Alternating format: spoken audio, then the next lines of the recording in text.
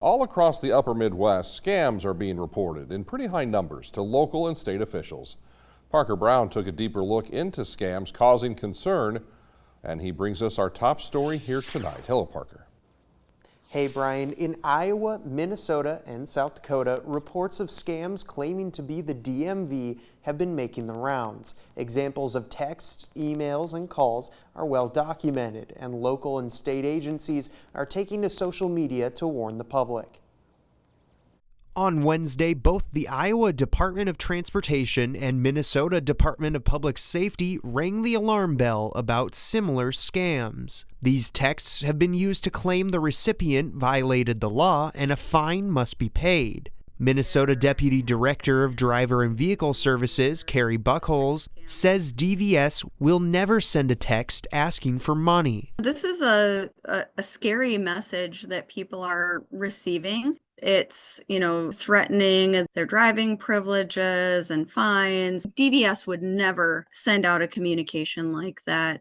Buckholz says it's hard to tell if the volume of scams has been getting higher over time, but hearing reports of the DMV scam helps them spot a trend. Our phone call volume has been about double what it typically is, with customers who are asking questions to see is this legitimate or to inform us that they've seen this. South Dakota is seeing a variety of scams more routinely.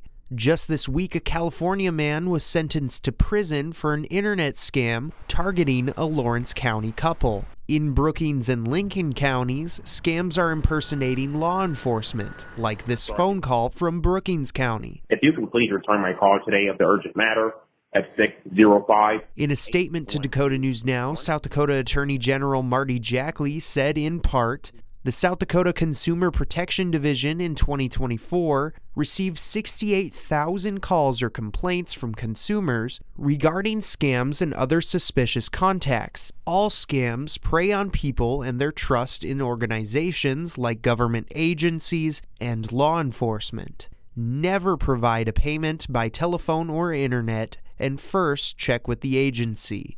No matter the type, scams seem to be evolving. Scammers work hard to steal your hard-earned money, but officials are using this time to get ahead of them. We understand how scary and unsettling it can be to get a message like this, and knowing that DVS is doing everything that we can to alert people as soon as we're made aware of things that are not legitimate, they're not coming from driver and vehicle services.